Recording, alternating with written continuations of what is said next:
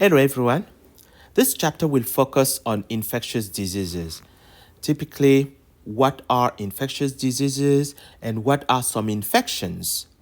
So we are going to dive in that. And as we cover that, I would like you to keep a number of questions in mind.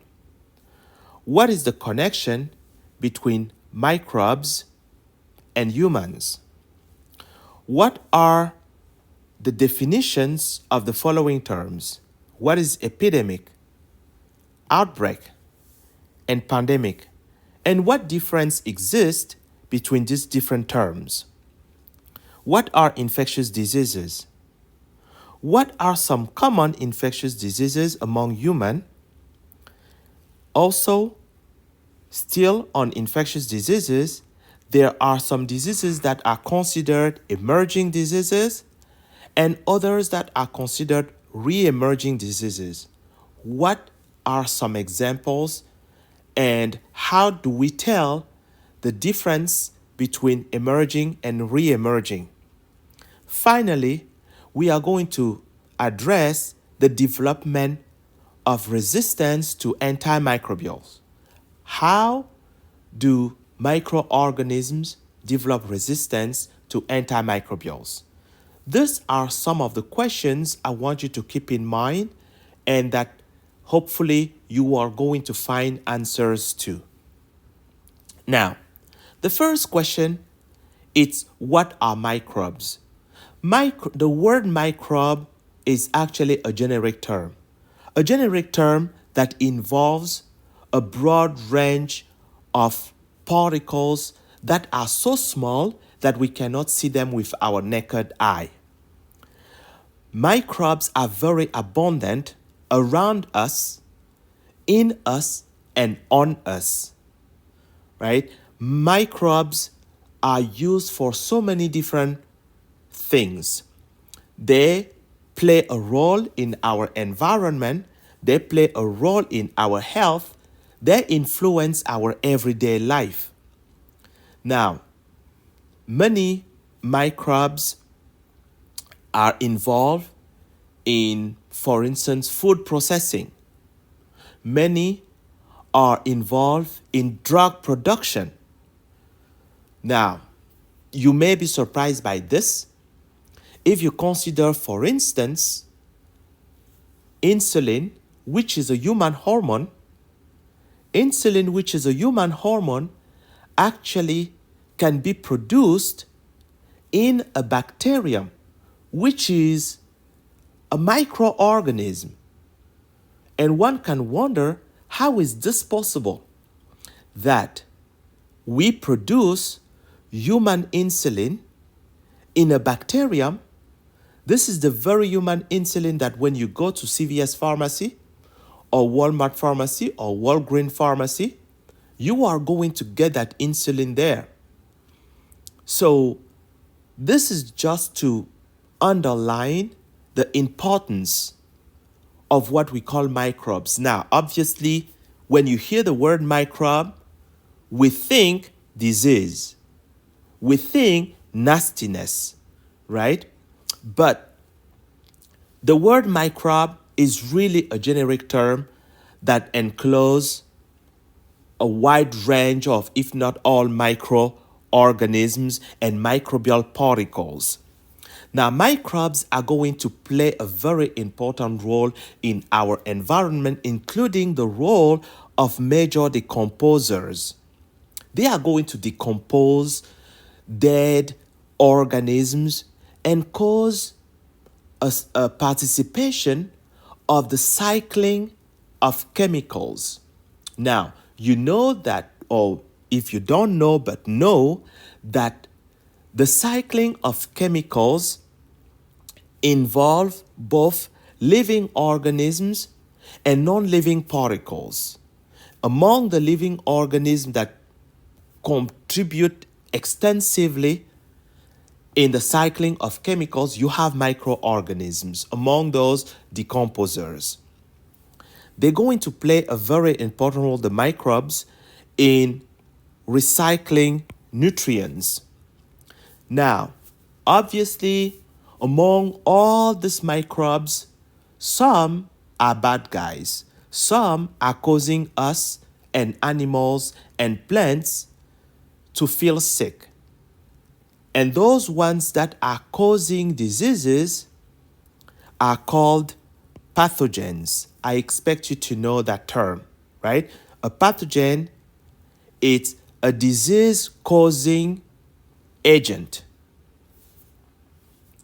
Now, the world of the microbe or the microbial world is very diverse. It includes microscopic organisms, so small that we cannot see them with our naked eye. Now, not only microscopic organisms, but also microscopic particles. When I say particle, I mean things that are not alive.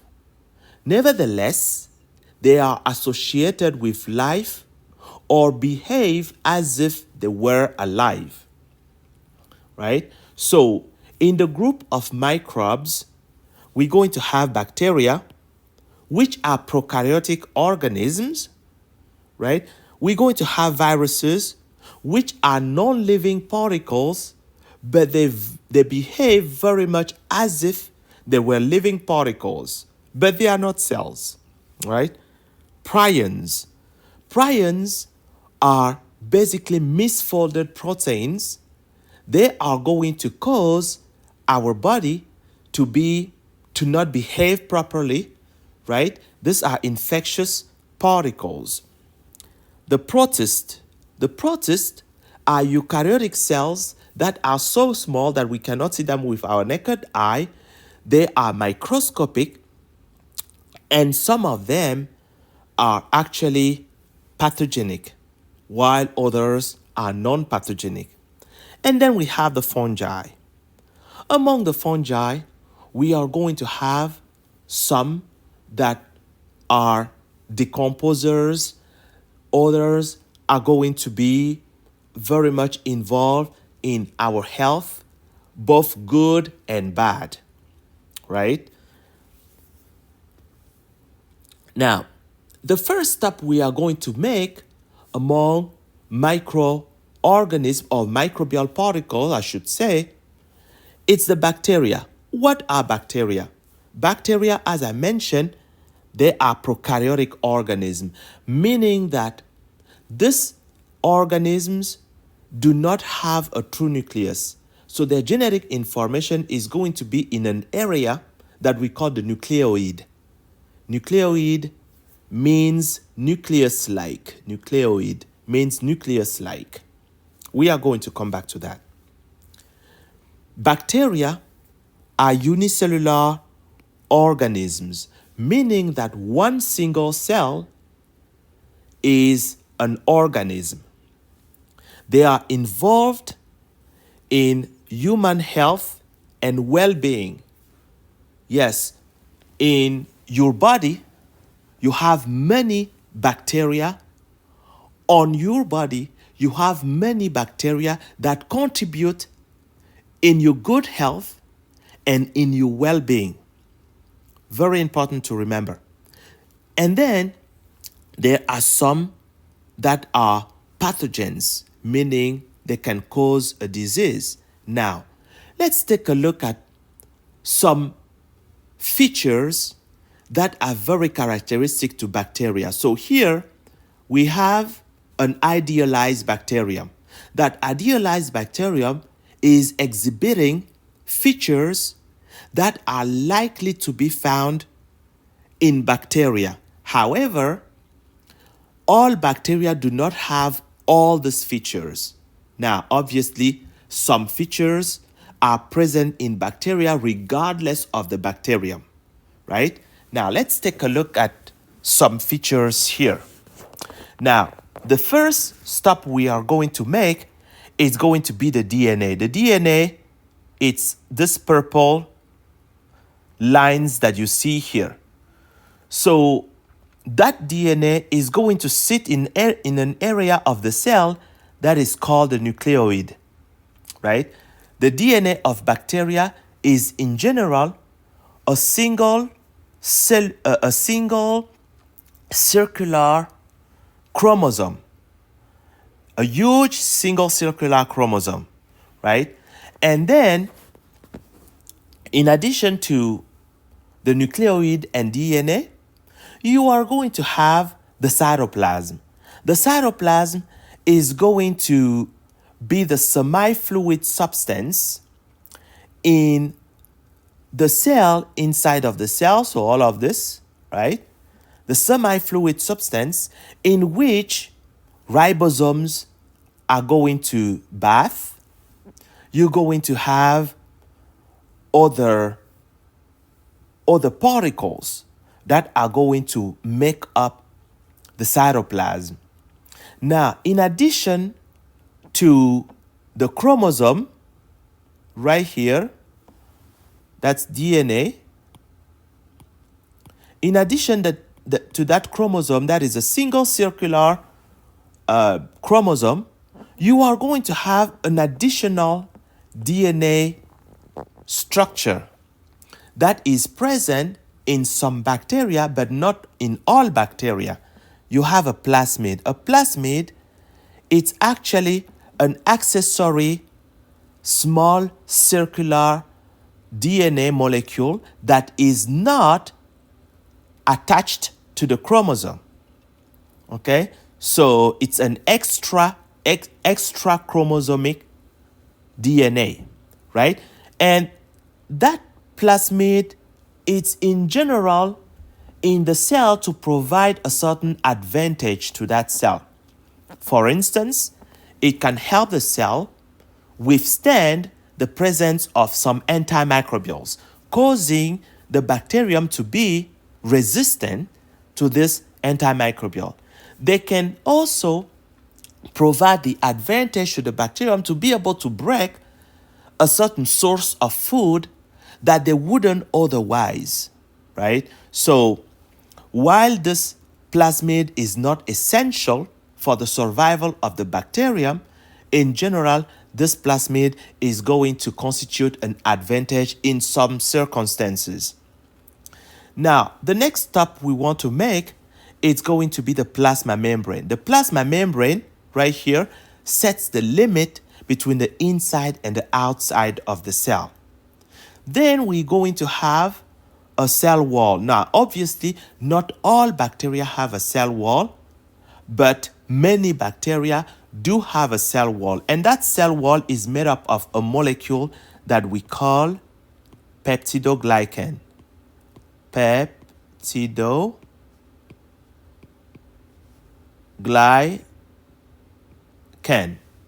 Peptidoglycan. Okay? And that peptidoglycan, it's simply a humongous molecule that is made up of some residues of amino acids and sugars. But let me close that parenthesis. That cell wall is very important at protecting the bacterium against some environmental issues. Outside of the cell wall, some bacteria are going to have a capsule. A capsule is a gel-like structure. That gel-like structure allows the bacterium to stay moist, right? And this is particularly important in areas that are relatively dry. So anytime some water comes around, the capsule is going to capture that water so that the bacterium overall stays moist. Now, the capsule plays a very important role in some instances in causing diseases. This is the case, for instance, of some bacteria that are actually causing pneumonia in human, right? So there are some bacteria that cause pneumonia in human, and the reason why they are able to cause pneumonia and eventually death, it's because they have a capsule that allows them to escape our immune system and cause damages in our lungs. Let me close that parenthesis. Then we are going to have some bacteria are going to have what we call sex pili. Sex pili are this elongated structure on the surface of the cell that are essential for transferring genetic information from one cell to another cell. For instance, if you have a bacterium A right here with its genetic information that has a plasmid right here that confers that bacterium resistance to an antimicrobial, for instance, penicillin, and you would have another cell that is here, bacterium B, so that's bacterium A, that's bacterium B with its genetic information, but this cell B does not have a plasmid. So that bacterium B is sensitive to the antimicrobial. What happened is that this bacterium A can actually extend its sex pilus so that through the sex pilus, the plasmid here can be transferred to this bacterium here so that this bacterium is going to acquire resistance to an antimicrobial, right? So it came in without a resistance, and now it is able to become resistant to the antimicrobial, just by acquiring that resistance through a process that we call conjugation. But I'm not going to bug you with that. The sex pilus is the structure that is involved in that process of conjugation. Conjugation.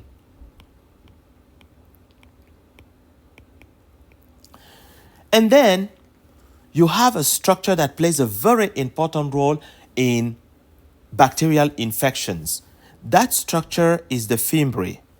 The fimbriae are hair-like structure. This hair-like structures allows the bacterium to attach to surfaces. For instance, when a bacterium comes in your system and attaches to your cells, well, they are able to attach to your cells because of the fimbriae. Very important to remember. Finally, but not least, you have a flagellum right here. The flagellum, it's a long tail that can spin in a 360-degree movement. That movement can propel the bacterium and allows the bacterium to flee or to go toward something they want, right? So sometimes it's going to be fleeing from an antimicrobial, for instance, so that they don't get destroyed. Sometimes they're going to swim toward a source of food, right? So that's the purpose of the of the flagellum. Flagellum here. Now, bacteria come in many size and shape. Now, we have here some scanning electron micrographs of bacteria. Here we have some bacteria that are spherical. Those bacteria are called cocci. Cocci. This bacteria right here are more of a rod-shaped kind of bacterium. These bacteria are said to be bacilli. Bacilli. And then you have this bacteria that are kind of like spiral, right? These ones are spirilla.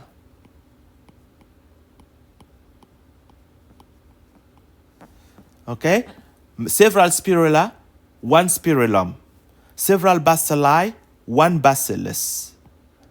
Several cocci, one coccus. All right? So let me close that parenthesis. Now, the next type of microbe we're going to take a look at are viruses. Viruses are non-living particles. I want you to remember that. Viruses are non-living particles, right? They are very small, much smaller than bacteria.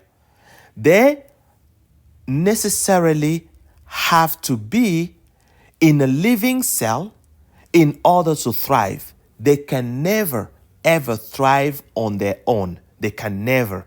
So they are non-living, obligate parasites.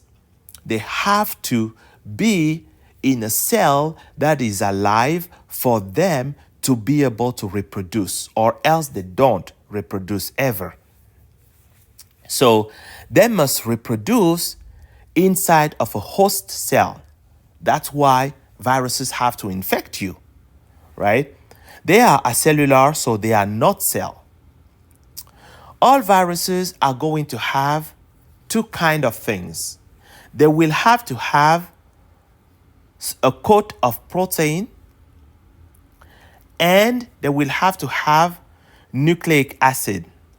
Now, the coat of protein is called a capsid.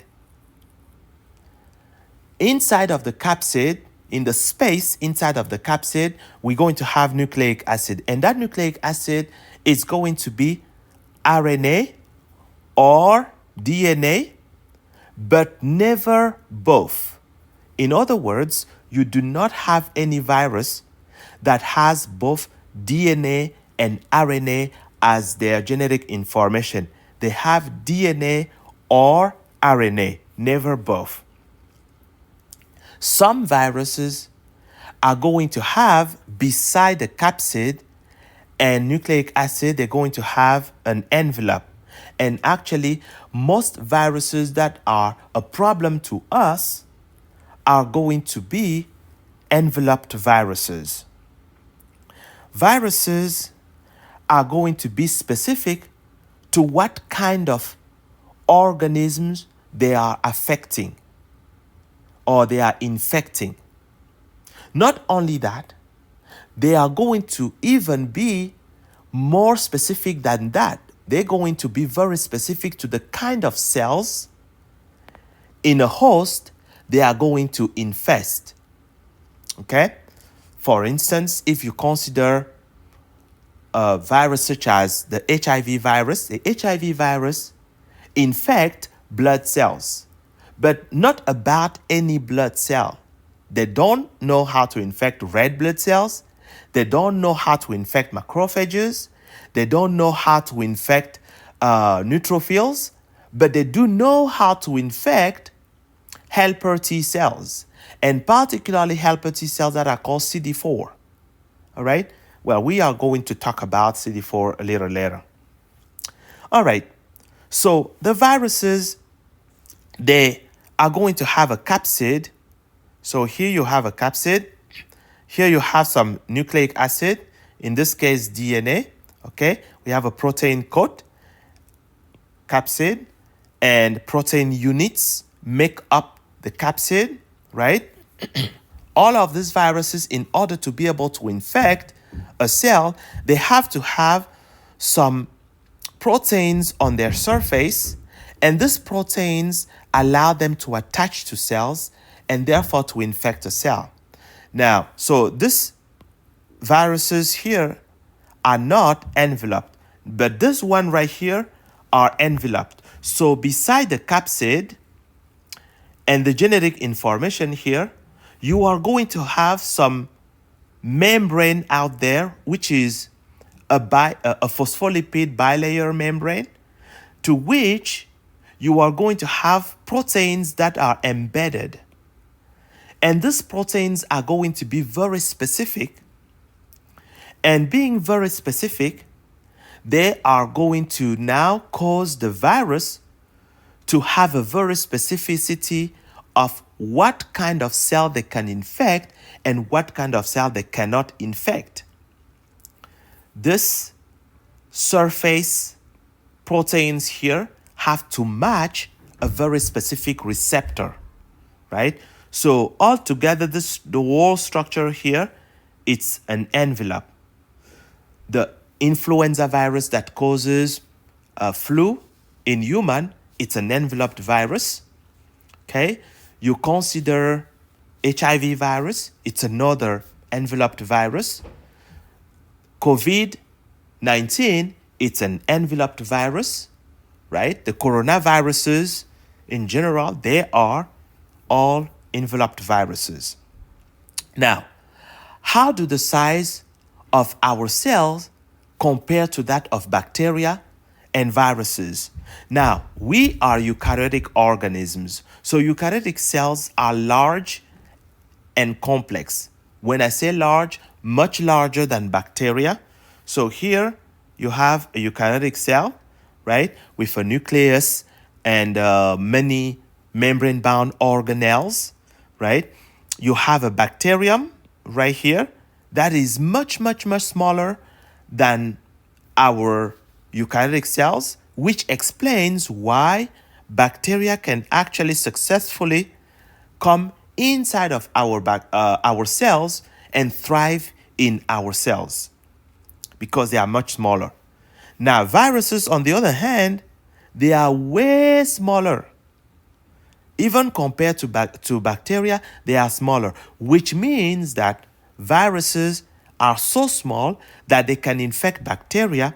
They can also infect human cells. However, a virus that infects a bacterium and causes an issue in the bacterium will not necessarily know how to infect a human cell, right? So that is a detail that I wanted to share with you there. So be mindful of the difference in size, which basically causes one to be able to infect another. All right. The final small infectious particle I would like to mention before we start looking at some examples of diseases, it's the prions. The prions are microbial particles that are actually proteins. So prions are infectious proteins. It sounds weird, but that's the case, right? These prions are going to typically cause neurodegenerative diseases both in human and in animals. For instance, in a human, the neurodegenerative disease that is caused by prion is called the Creutzfeldt-Jacobs disease. And that Creutzfeldt-Jacobs disease, it's not different from the bovine spongiform encephalopathy, or BSE. These two diseases are exactly the same. However, they are named different because obviously one organism is a bovine and another organism is a human. Now, what should you know about infectious diseases? There are some terminologies that we are going to go through here. The first term that we are going to address is epidemiology. Epidemiology is the study of diseases in a population. How are diseases spread in a population? How are diseases acquired in a population? What is the incidence of the disease in a population? What is the prevalence of the disease in a population, right? There are some questions that are part of epidemiology. And then the next term I would like you to be aware of is the term infectious diseases. What is an infectious disease? An infectious disease is a disease caused by a pathogen. It's a foreign particle that gets in an organism and causes that organism to misbehave, to be sick, right? Now, among the infectious particles, we have bacteria, we have viruses, we have fungi, we have parasites, including protozoa, and we have prions. Now, other terminology, epidemics. What is an epidemic? Epidemic, it's a situation where more cases of a particular disease is going to appear in a particular area than expected more cases than expected, right? Some diseases are endemic.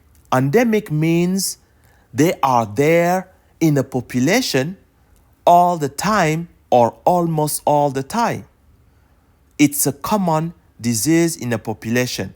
Now, an epidemic, it's going to be when the disease was not there often, but now, for a reason, it's becoming common. Then the next term, it's an outbreak.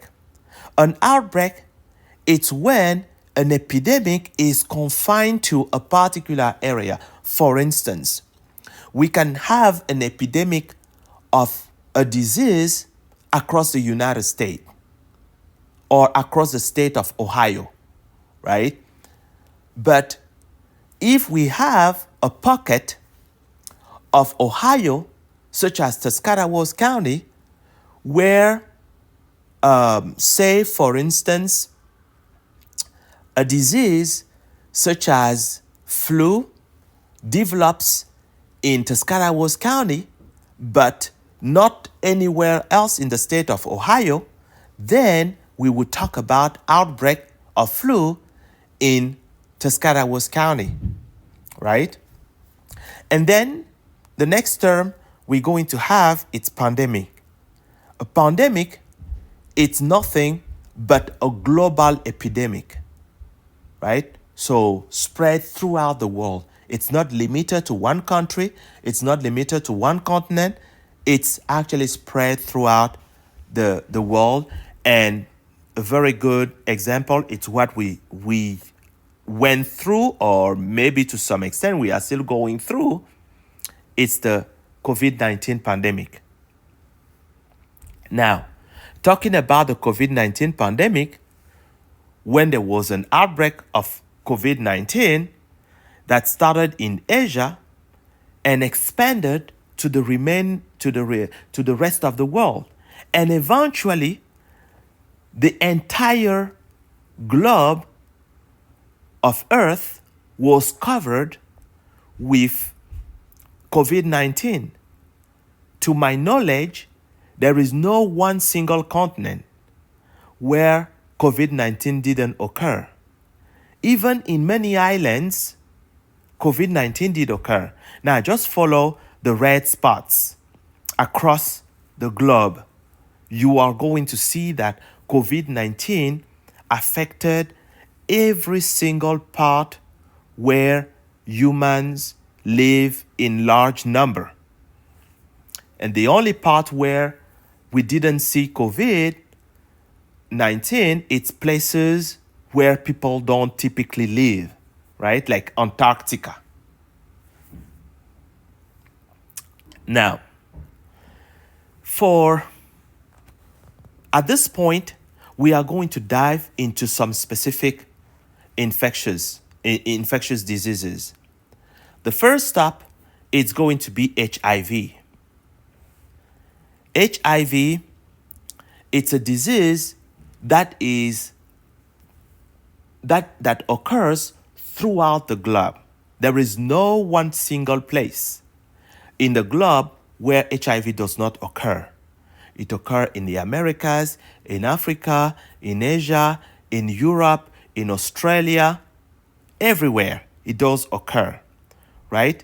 Now, the incidence though, or the prevalence, is going to vary from one place to another. So this table here actually shows you the incidence of HIV across the world. Now, I'm not going to test you on what is, for instance, the incidence of HIV in the Americas. What is the incidence of HIV in sub-Saharan Africa or in Central Europe, and so on and so forth? I'm not going to bug you with that, right? What I want to show you here is that HIV occurs worldwide without exception. Now, we see here a map, a map of the spread of HIV across the globe.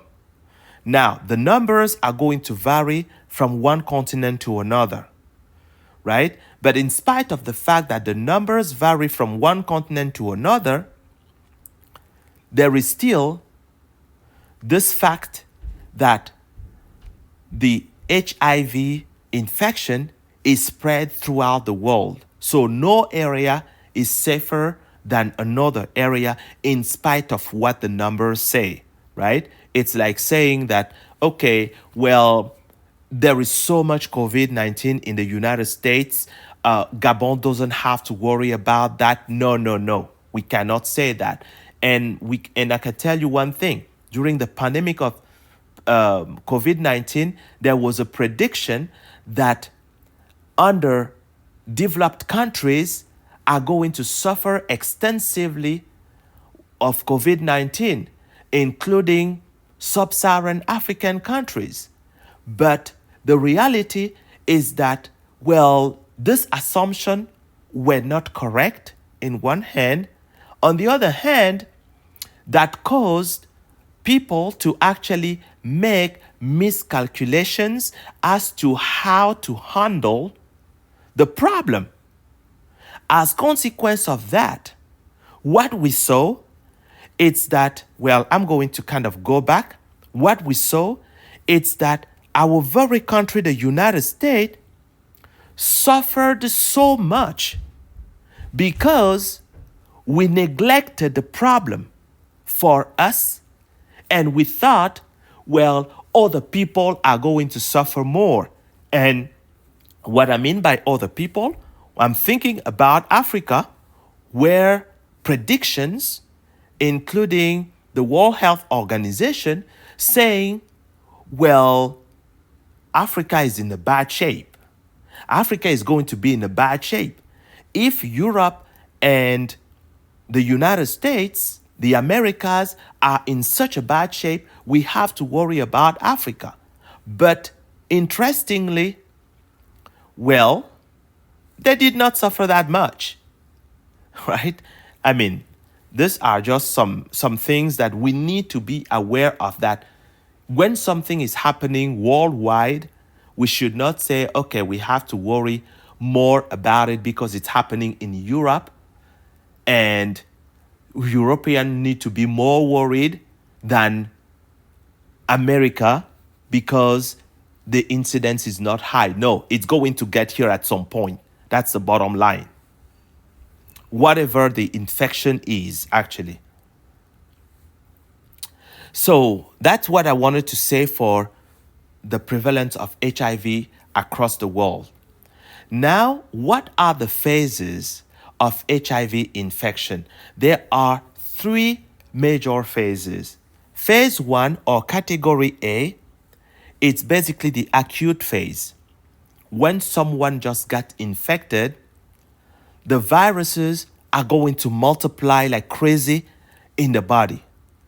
However, during that time, the individual who is infected is asymptomatic and nevertheless highly infectious. Okay? So the person doesn't know they are infected, but they are very much able to spread the infectious particle like crazy, right? And then at that point, when we look at the white blood cells that are particularly the target of the HIV virus, the CD4, we're going to look at the count of CD4 in an acute phase. That count is in general above 500 cells per cubic millimeter. 500 cells per cubic millimeter. Okay? And now, over time, the individual is going to move from category A to category B. This is a case where the disease becomes chronic. We are in a chronic phase. In a chronic phase, the individual is going to have one or more varieties of symptoms related to immunodeficiency of the immune system. right? At this point, signs of immunodeficiency are going to be exhibited by a low count of CD4, right?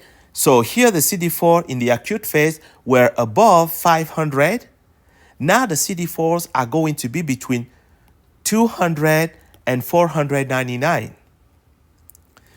Now, if nothing is done and the viruses keep multiplying, this is going to cause more CD4 to die. And if more CD4 die, that means that we become more and more immunocompromised, right? So this is a situation where our CD4 count falls below 200. At that point, we become very vulnerable. We become completely immunodeficient, right? So that what we call opportunistic infectious particles are now going to be able to cause some diseases in us.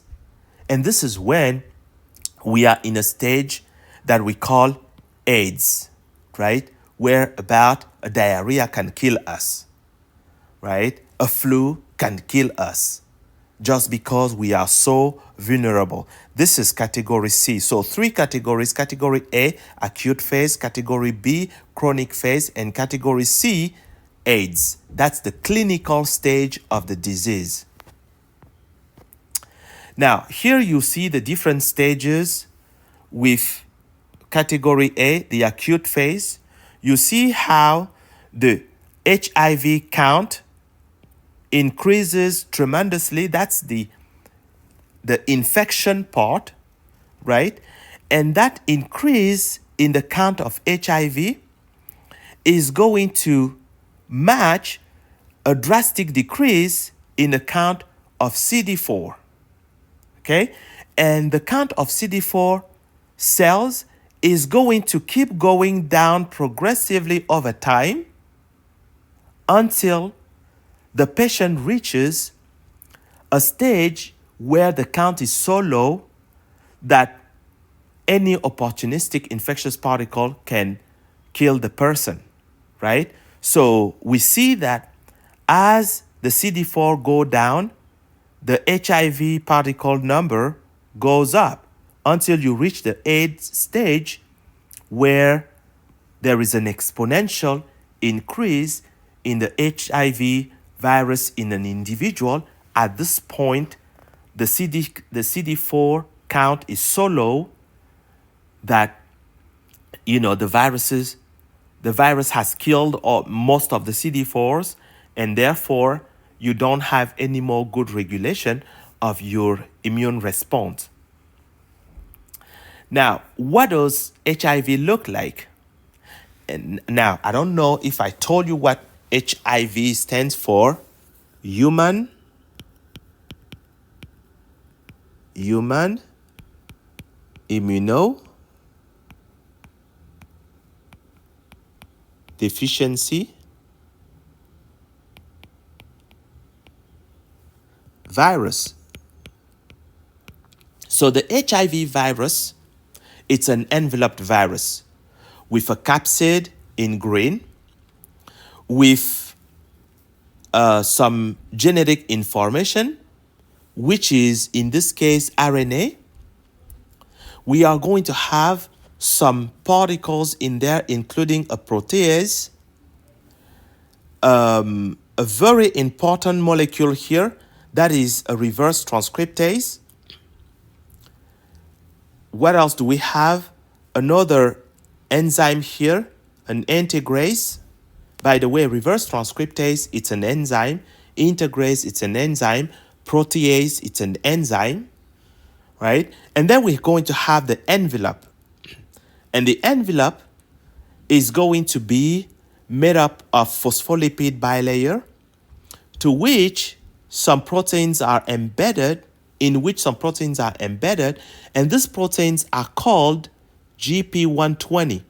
These are the spikes. These spikes are the one that receptors on the surface of white blood cells, including CD4, are recognized can recognize, and therefore the virus is going to be able to attach to these cells. Now, if by good chance the receptor of this protein are changed, then this protein will never be able to attach to the cells. And actually, some people, it's rare, but some people are not sensitive to HIV, meaning that regardless of how often they get exposed to the HIV virus, they never get infected. And these people, some researchers looked at their cells and the receptors, and they find that, well, their receptors are different compared to people who are susceptible to HIV virus. So, what is the life cycle of a virus? So typically, when a person put themselves at risk and get exposed to HIV, what happens is that once HIV gets in the system of that individual, HIV comes with the protein GP120. They are going to attach to a receptor right here. That's the first step, attachment. That attachment is followed by a fusion of the phospholipid here of the envelope with the phospholipid of the target patient, right? So that you have a fusion here, and the capsid is going to be sent inside of the cell. Upon entry, what will happen is that the genetic material of the virus is released in the cytoplasm. And that genetic material which is RNA, by the way, is going to be converted into DNA by an enzyme that is called reverse transcriptase. That enzyme is actually the enzyme of the virus that the virus brought in. So reverse transcriptase converts RNA into one single-stranded DNA or complementary DNA strand. That complementary DNA strand is going to be used as a template to make a second DNA strand. You know that DNA, it's a double-stranded molecule, right? So when the reverse transcriptase produces that one single strand DNA, the cell, our own cells, are going to say, wait a minute, that single-stranded molecule, no, that is not normal. We have to make you normal. And the way we're going to make you normal is to produce the second strand of DNA. Now that we have a double-stranded DNA molecule, our own cells are going to say, wait a minute, a double-stranded DNA molecule in the cytoplasm, you don't belong there. You belong in the nucleus. Therefore, this molecule is going to be transported inside of the nucleus. And as it is transported inside of the nucleus, our own cells again say, wait a minute, this is a small piece of DNA double-stranded molecule. What are you doing just there laying out on your own? You have to be part of a chromosome. Then this is when the enzyme integrase is going to cause that viral DNA to insert in our own chromosomes. Now, where specifically is that viral DNA going to insert in our chromosomes is not predictable. It inserts about anywhere. But let's close that parenthesis. So, at that point, the viral genome is now inserted in one of our chromosomes. At this point, we are calling the virus a provirus because in that stage, that virus can stay dormant for many years without causing any problem in an individual.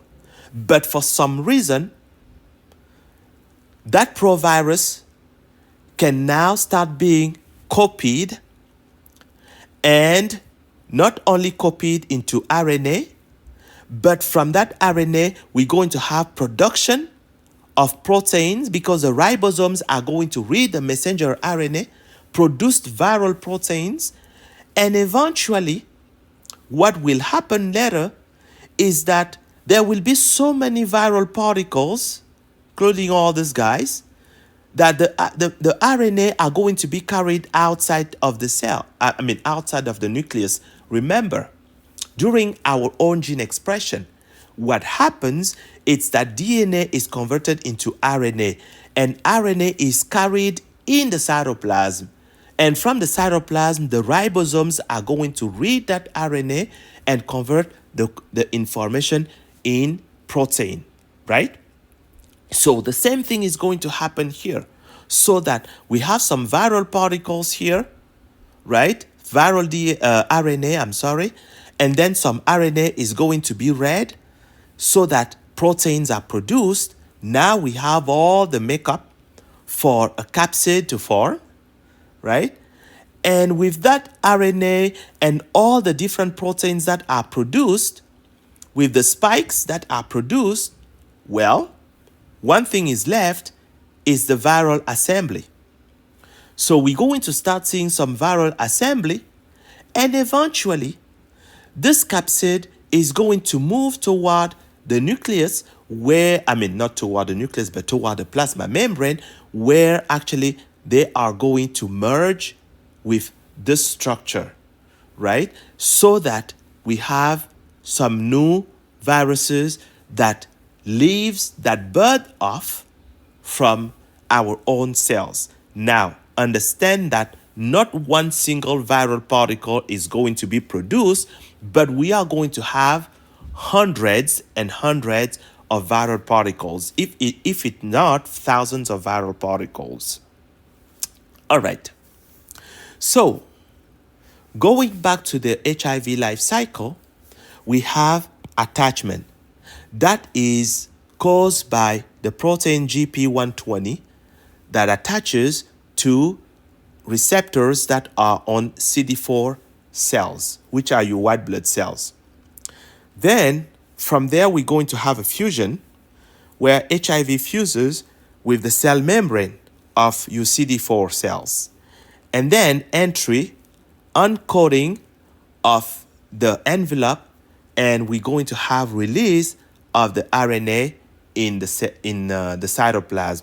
From there, the reverse transcriptase is going to do reverse transcription, which causes the conversion of RNA into a complementary strand of DNA. Then, eventually, a second strand of DNA is going to be copied, and the whole double-stranded molecule goes inside of the nucleus, and from there, we're going to have integration. So the new DNA becomes part of the host cell's DNA in the nucleus. Now we have a provirus. And finally, we're going to have biosynthesis and cleavage. So the cell is going to produce more viral RNA and proteins. Assembly, so new parts are assembled into viral particles. Budding, viral particles are going to bud off from the cell membrane, acquiring envelope, and finally transmission. The virus is passed to a new host. Now, HIV transmission is going to occur through sexual contact, through contaminated needles, blood transfusion, and actually there was a huge scandal in France many years ago, actually over 20 years ago, where a number of batches of blood at the blood bank were actually contaminated. So many patients at hospitals who received blood transfusion found themselves with HIV infection. It was a huge scandal in France. So you also have a transmission that can occur between the mother and the baby during pregnancy. And then you have heterosexual sex is the most common mode of transmission. Now, it is important to know that HIV is not passed through casual contact. What do we call casual contact? Touching someone, sleeping on the same bed as someone, eating in the same plate as someone is not going to cause transmission. That doesn't happen, right? You need exchange of body fluid, right? Body fluid in general and in particular blood. Now, how do you prevent getting infected? Abstinence, since sexual contact is the most common way to transmit the infection or to get the infection. Abstinence, it's definitely a very important approach. Having protected sex, okay, and having a proper and consistent use of condom. Now, having sex with someone who is not infected. So make sure your partner is not infected. And believe it or not, HIV is very present in the United States and in Tuscarawas County. All right. So it is very important to be aware of that, because I remember a couple of years back, actually pre-COVID, while teaching a microbiology class, and we were talking about HIV in that microbiology class, one student in the nursing program was surprised that I mentioned that HIV is present in the United States. Now think about that. This is a nursing student being surprised that I mentioned that there is HIV in the United States. Yes, there is HIV in the United States. There is HIV in Tuscarawas County, in Stark County, in Holmes County. There is HIV, so you have to be aware of that. All right? So, what I mean is that be cautious. Now, how do you test for HIV? There are quick tests for HIV. These tests are actually using antibodies. So these antibodies are going to detect the presence of the virus in a sample. Now, when testing for HIV, know that most people do not develop antibodies at an early stage after exposure, right? So within 2 to 8 weeks of infection, they do not develop antibodies. However, know that it can take 3 to 6 months. That's why when you know that you've been at risk of being exposed to HIV and that you went to a physician, took a test, and the test came back negative, it is important to go back after 6 months, because maybe it was too early for the system to be able to detect the presence of antibodies, and your body has not gotten the chance to develop enough antibodies for these antibodies to be detected. Now, in terms of treatment, there is antiretroviral therapy. That antiretroviral therapy, the most common one, is the highly active antiretroviral therapy, or HAART. Okay? This is a combination of drugs that are actually going to interfere with the replication of the HIV virus. And nowadays, a lot of effort have been made to develop a vaccine against HIV. But to this day, there is no vaccine against HIV. And, well, what do I want to say here? Additional about HIV vaccine. Well, we don't have much time, so I'm not going to add more information. All right. So, how about tuberculosis? Tuberculosis, it's a bacterial disease. That bacterial disease actually was discovered around 1940s. Well, no, that is not true. That is not true. The disease was discovered a long time ago. Okay? It was discovered a long time ago, and that disease has been occurring in the human population for ages. However, it was right before the end of the Second World War, actually in the middle of the Second World War, that the antimicrobial therapy against tuberculosis was started. And that started with a drug that is called streptomycin. Streptomycin. That drug was discovered in New Jersey by a researcher called Samuel Waxman at Rutgers University in Newark, New Jersey. That's when this drug was developed. From that discovery of streptomycin, the cases of tuberculosis decreased tremendously to the point that the government thought, well, there is so much a decrease of tuberculosis, we got this, we have the magic bullet, we don't have to worry about this anymore. So what happened, it's that the US government actually started non-funding public health effort in relation to fighting or controlling tuberculosis.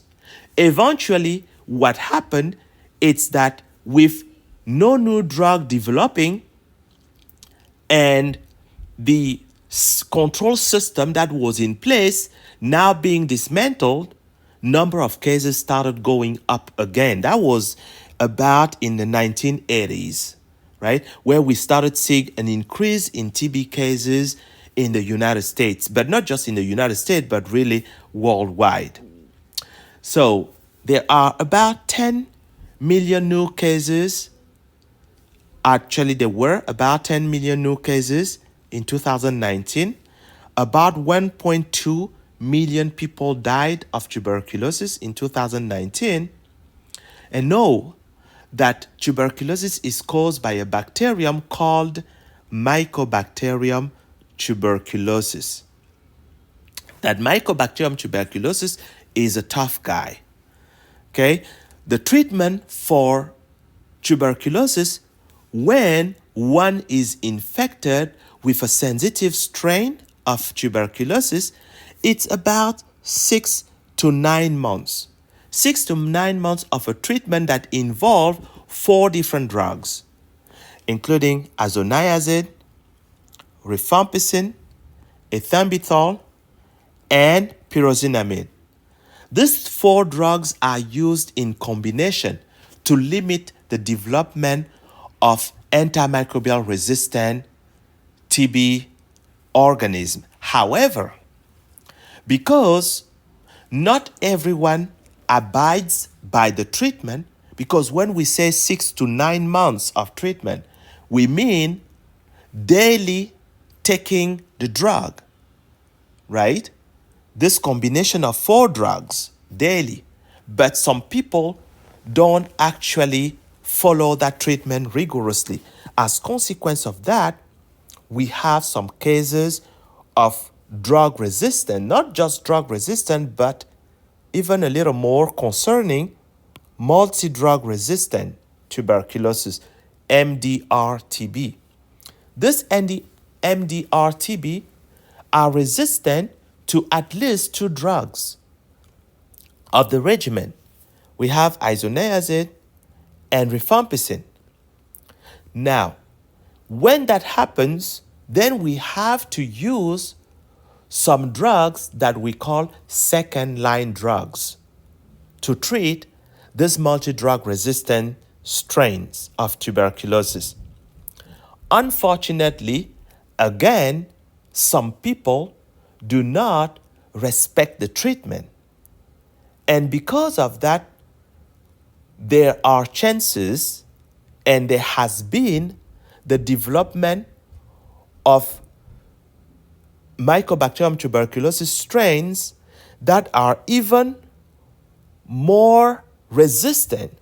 So now we are dealing with forms of Mycobacterium tuberculosis that we call extensively drug-resistant TB, XDR-TB. This XDR-TB are resistant to not only isoniazid and rifampicin, but they are also resistant to second-line drugs. Okay? Now, when that happens, that's a bad news. That is a bad news. It's almost like when someone has that kind of strain, it's almost like a death sentence. You know for sure you are going to die. So at that point, whatever we have at hand is what is given to the patient, right? And that patient has to remain confined because if that XDR strain is spread in a population, that is a really, really bad news. Now, there are some really interesting stories, scary stories, but we don't have time to dive into that. I, in general, dive into these stories when I'm teaching microbiology. So, the treatment of XDR-TB is very difficult. So, on the right-hand side here, you have some bacilli here that are tuberculosis bacilli. Okay, these are the bacteria in the lungs. And then you have in the X-ray, the chest X-ray here, you're going to have some areas here that are white areas that are actually showing where tuberculosis bacilli are located in the lung of the patient. All right. How about the influenza virus? The influenza virus is the virus of the flu. That virus of the flu, it's enveloped virus. That enveloped virus is going to have a capsid, some genetic material, which is RNA. Okay, so we are going to have a capsid and we are going to have an envelope. That envelope is going to have phospholipid bilayer and proteins that are embedded. These proteins that are embedded, that are surface proteins, are going to be of two kinds. We have a protein that is called N, neuraminidase, and a protein that is called H, hemagglutinin. These two types of spikes are the ones that are characteristic of a particular influenza virus. Now, some mutations can occur in the genes of neuraminidase and the gene of hemagglutinin, right? So that we are going to have variants of N and H, right? So here, if we have a mutation here, we're going to have a variant of neuraminidase. And if we have a second mutation, right here, we have a variant of H, right? So this can typically happen in living organisms, including in this case, the bird flu, right? Now that bird flu can be spread to human. So here we have a human virus that is now with a bird virus, and a combination of the viral genes are going to cause something new that is actually able to infect humans.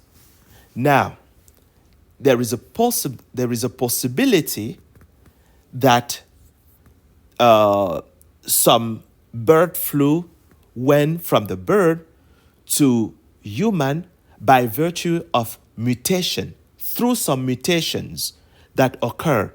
So the spikes in bird flu did not initially recognize the receptors in a human, but with the mutations, now there were a match between the receptors, the spikes in the mutated bird flu and the receptors in a human cell. As a consequence of that, there was a spread, right?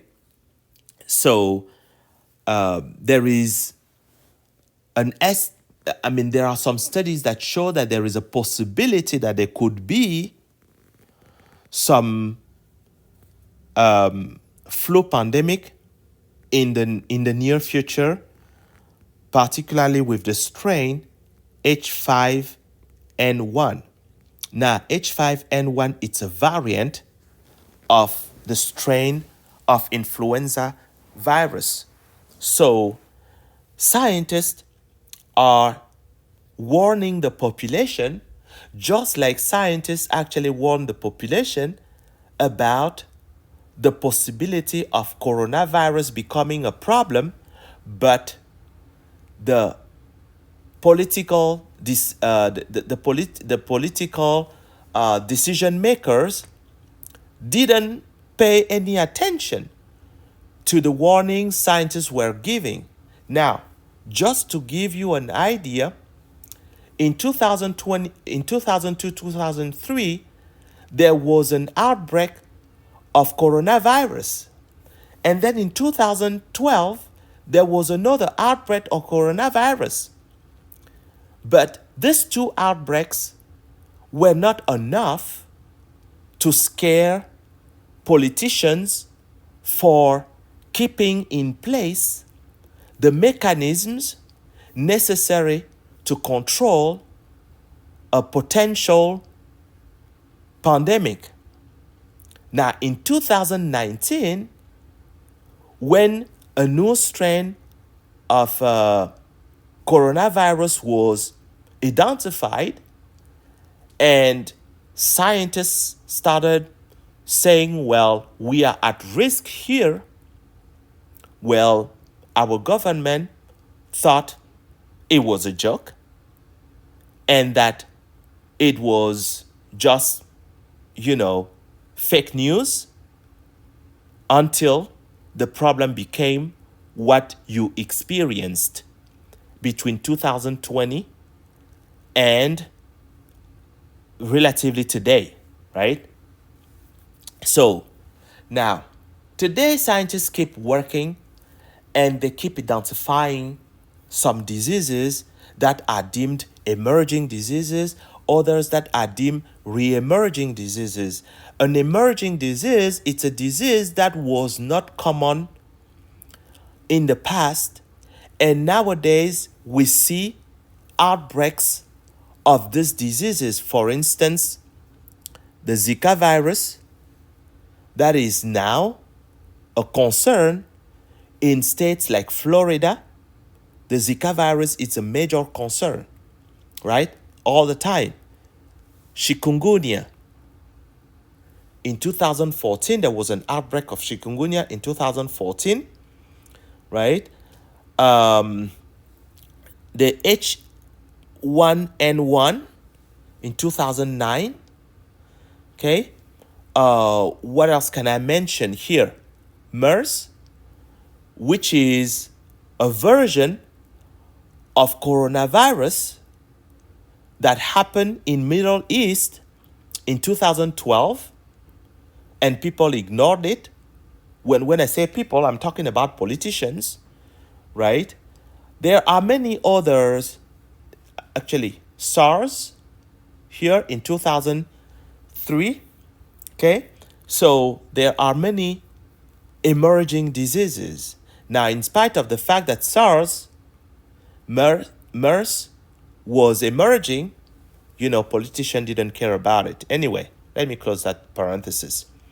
So here we have a birth defect that has been associated with the Zika virus, right? Where we see some babies who are born with microcephaly, which is a head that is much smaller than the normal size here, okay? That microcephaly has been associated with the Zika virus in Brazil, okay? So that when that came out, now in Florida, people started really paying close attention to what was happening with the Zika virus and going after the mosquito who is the vector of that infectious particle. So the transmission of the Zika virus is possible because of a mosquito species that is called Aedes aegypti. That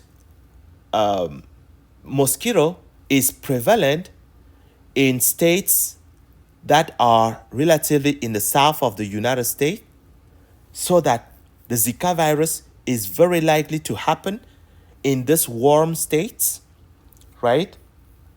So, question today is what factors could favor the spread of the disease? That is a question that is worth mentioning. We know temperature. That's why, for instance, right now, it's so warm while we are in February, and we are like, whoa, are we really in the winter or are we in the spring? So right now, mosquitoes are multiplying, right? And if this pattern keep going, where are we going to be?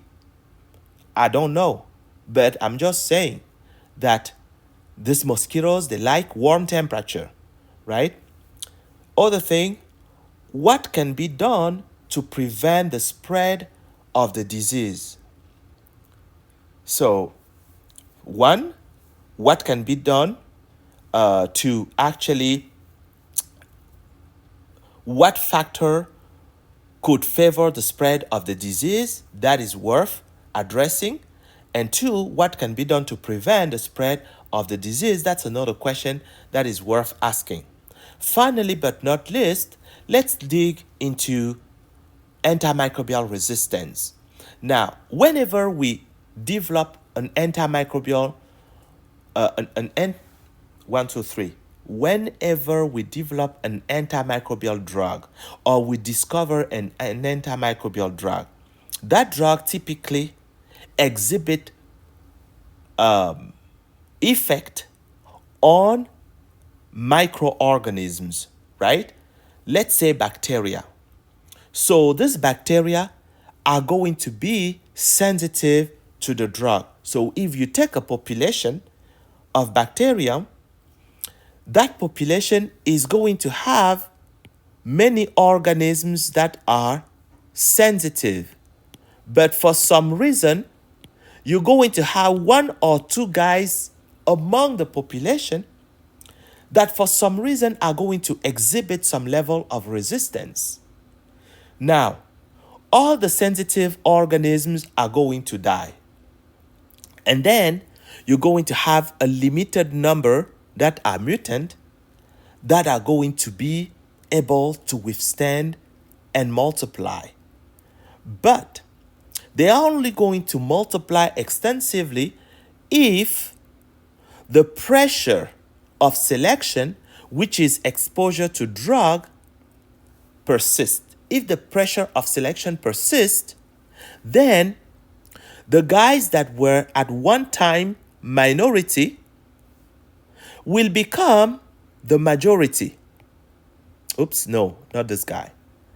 And eventually, what will happen is that the population is going to be made up of 90 something percent of the population that is resistant.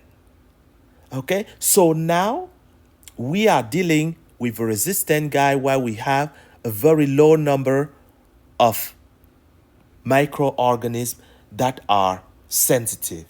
So that is a major issue, right?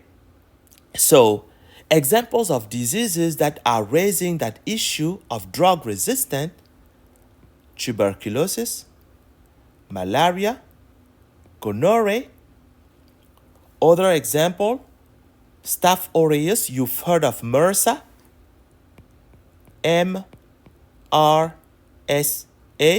methicillin resistant Staphylococcus aureus, right?